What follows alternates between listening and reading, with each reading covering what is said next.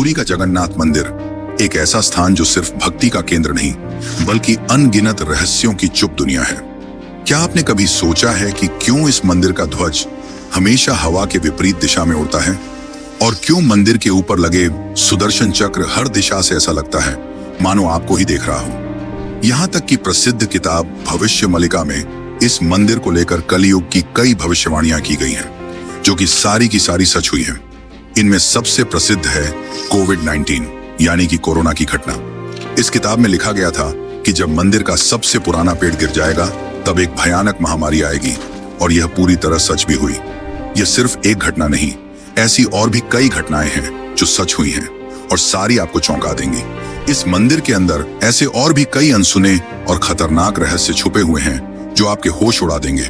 और सबसे बड़ा रहस्य है ब्रह्म पदार्थ का, यानी कि श्री कृष्ण का दिल। माना जाता है कि इस मंदिर में श्री कृष्ण का दिल आज भी मौजूद है, जिसे हर 12 साल में पुरानी मूर्ति से निकालकर नई मूर्ति में डाला जाता है। इस मंदिर के मुख्य प्रवेश द्वार में 22 सीढ़ियां हैं जिन्हें पार करना होता है, लेकिन इनमें से तीसरी सीढ़ी पर पैर रखना सख्त मना है। पर आखिर ऐसा क्यों है और क्या होगा यदि आपने तीसरी सीढ़ी पर पैर रख दिया? फिर आती है मंदिर की रसोई, जहां 7 बर्तनों में एक साथ प्रसाद पकता है। पर नीचे की आंच से ऊपर वाला बर्तन पहले कैसे पक जाता है? क्या मंदिर की रसोई विज्ञान के नियमों को भी चुनौती देती है? ऐसे ही और भी न जाने कितने चौंकाने वाले रहस्य।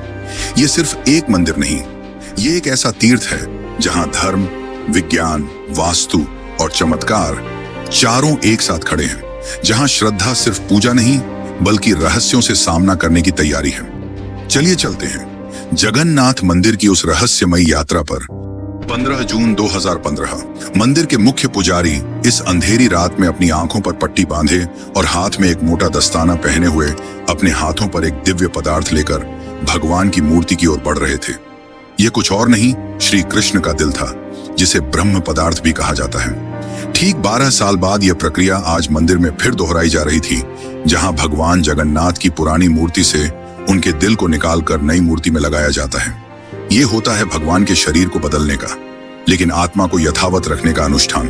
माना जाता है कि यह मंदिर दुनिया का एकमात्र मंदिर है जहां भगवान आज भी जीवित रूप में बसते हैं, और जब उनका शरीर पुराना हो जाता है तो ठीक उसी तरह नया शरीर दिया जाता है, जैसे कोई आत्मा नया जन्म लेती है। मंदिर को घोर अंधेरे में बंद कर दिया जाता है। मंदिर के अंदर होते हैं सिर्फ विशुद्ध ब्राह्मण, जिनका खानदान सदियों से यही कार्य करता आया है। उनकी आंखों पर पट्टी बांधी जाती है और हाथों पर मोटे दस्ताने पहनाए जाते हैं, ताकि वे ना देख सकें और ना ही महसूस कर सकें कि ब्रह्म पदार्थ है क्या। जब यह प्रक्रिया होती है तब मंदिर की सुरक्षा सीआरपीएफ के जवान करते हैं, और किसी भी व्यक्ति का मंदिर के अंदर जाना सख्त मना होता है। माना जाता है कि यह ब्रह्म पदार्थ काफी ज्यादा शक्तिशाली है, जिससे लगातार दिव्य ऊर्जा निकलती रहती है और हमेशा हल्का सा कंपन महसूस होता रहता है। विज्ञान के लिए आज भी यह एक चौंकाने वाला रहस्य है जिसे कोई समझ नहीं पाया, लेकिन भक्तों के लिए यह उनके श्री कृष्ण है, उनका दिल है, जिस कारण हर दिन लाखों की तादाद में भक्त भगवान जगन्नाथ के दर्शन करने आते हैं। वैसे क्या आपको पता है कि जब श्री कृष्ण की मृत्यु हुई तब पांडवों ने उनके शरीर को जला दिया था?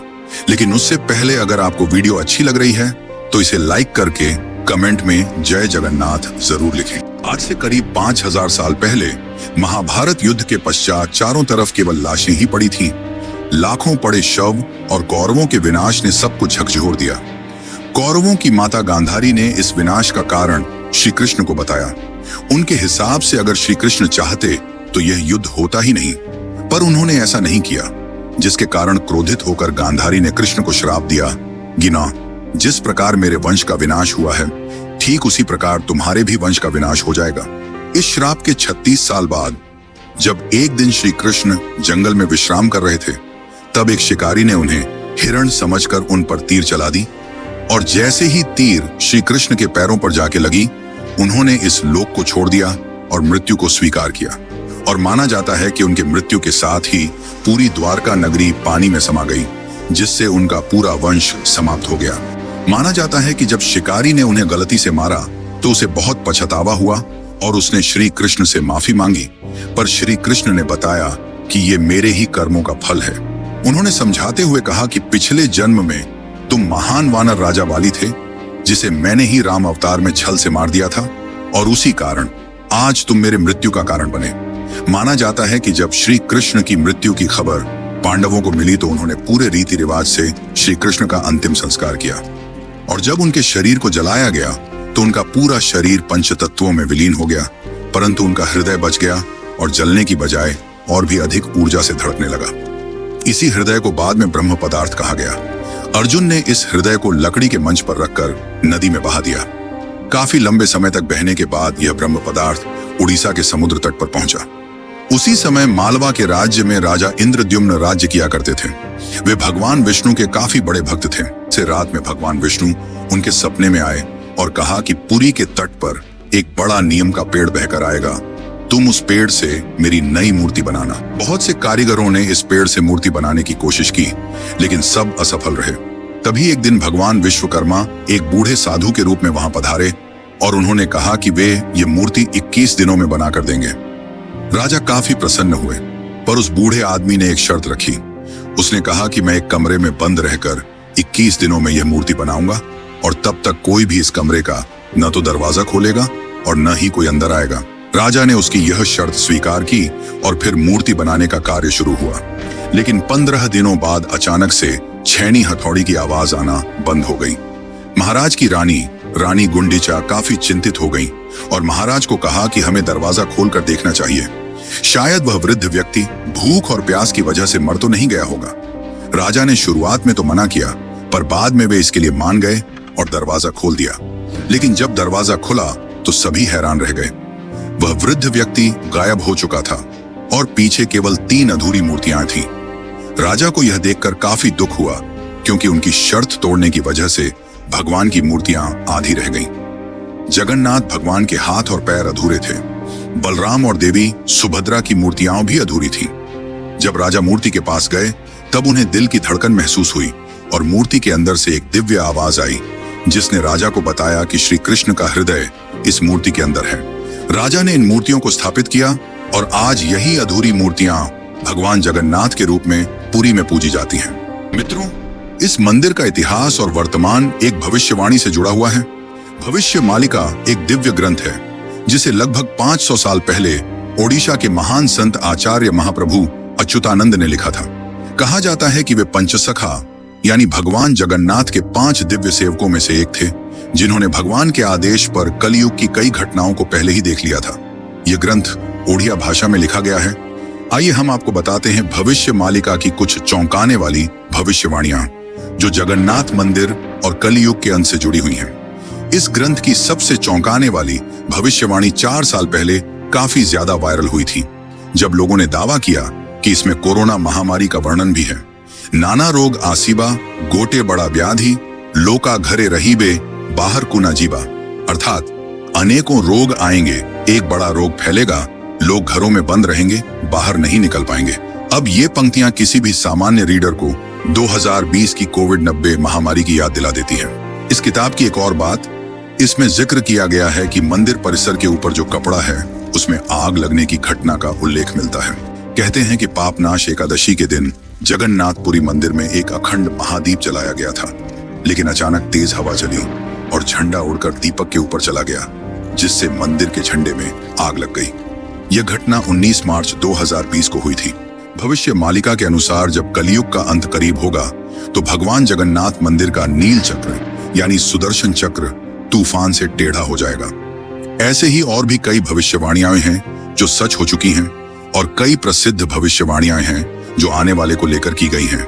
3 रथ यात्राएं एक साथ रुकेंगी, नदियां उल्टी दिशा में बहेंगी, ब्रह्म तत्व मंदिर से गायब हो जाएगा और फिर में अंत में आएंगे भगवान के आखिरी अवतार कल की। वैसे आपकी जानकारी के लिए बता दूं कि सन 1558 में मुगल सेना ने मंदिर को तोड़ने की कोशिश की। फिर उनके साथ जो हुआ वो चौंकाने वाला था और इस घटना को पहले ही भविष्य मालिका में लिख दिया गया था। और साथ ही भविष्य मालिका में अंग्रेजों को लेकर भी ये कहा गया था कि गोरे आएंगे और मंदिर को बंद कराने की कोशिश करेंगे।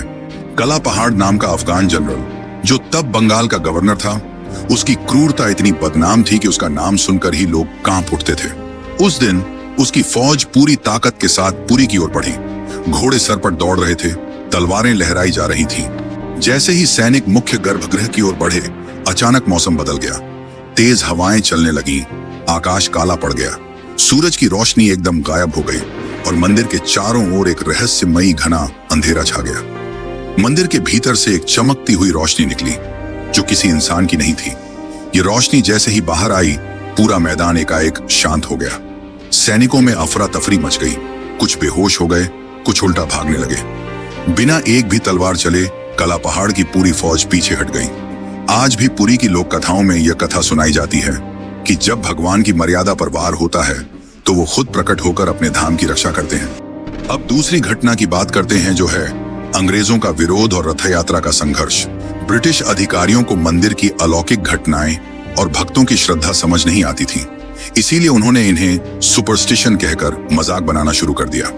बात तब और बिगड़ी जब सन 166 में ब्रिटिश प्रशासन ने पुरी की रथ यात्रा को बंद करवाने की साजिश रची। उन्होंने यह तर्क दिया कि रथ यात्रा के दौरान भीड़ अनियंत्रित हो जाती है और यह प्रशासनिक खतरा है। पर यह फैसला पूरे उड़ीसा में जन आंदोलन का कारण बन गया। लाखों लोग सड़कों पर उतर आए, मठों, आचार्यों और गांवों ने खुलकर विरोध किया। इस जनता के दबाव और आक्रोश के चलते ब्रिटिश सरकार को पीछे हटना पड़ा और 1964 में फिर से रथ यात्रा की अनुमति दी गई। अब चलिए आपको बताते हैं जगन्नाथ की तीसरी सीढ़ी का रहस्य, जिसे यमलोक का द्वार भी कहा जाता है। वैसे तो इस मंदिर में 22 सीढ़ियां हैं, पर सबसे खास है तीसरी सीढ़ी, क्योंकि इसमें पैर रखना उचित नहीं माना जाता। धार्मिक कथाओं के अनुसार इस तीसरी सीढ़ी को यमशिला कहा जाता है और कहा जाता है कि जो भी मनुष्य इस तीसरी सीढ़ी पर पैर रखता है उसके पुण्य शून्य हो जाते हैं और उसे यमलोक जाना पड़ता है। दरअसल एक बार यमराज जी भगवान जगन्नाथ के पास पहुंचे और उनसे कहा कि भगवान, भक्त जैसे ही आपके दर्शन करते हैं उनके सारे पाप मिट जाते हैं, और अगर ऐसा ही चलता रहा तो सभी व्यक्ति जगन्नाथपुरी के दर्शन करके पापों से मुक्त हो जाएंगे, जिससे यमलोक में कोई नहीं आएगा। तब भगवान जगन्नाथ ने कहा कि तुम इस मंदिर की तीसरी सीढ़ी पर अपना स्थान ग्रहण कर लो, और जो भी इस मंदिर की तीसरी सीढ़ी पर पैर रखेगा उसके पुण्य शून्य हो जाएंगे और उसे यमलोक जाना पड़ेगा। और तभी से इस सीढ़ी को यमशिला कहा जाता है, क्योंकि इसमें यम का वास है।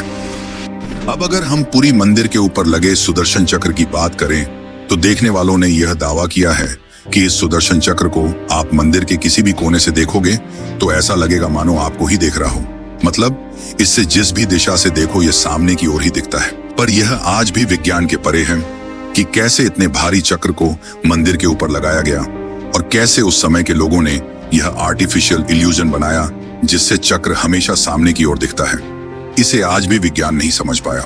पर भक्तों के अनुसार यह श्री कृष्ण का चक्र है जिसे उन्होंने इस दुनिया की रक्षा के लिए इस मंदिर में स्थापित किया है।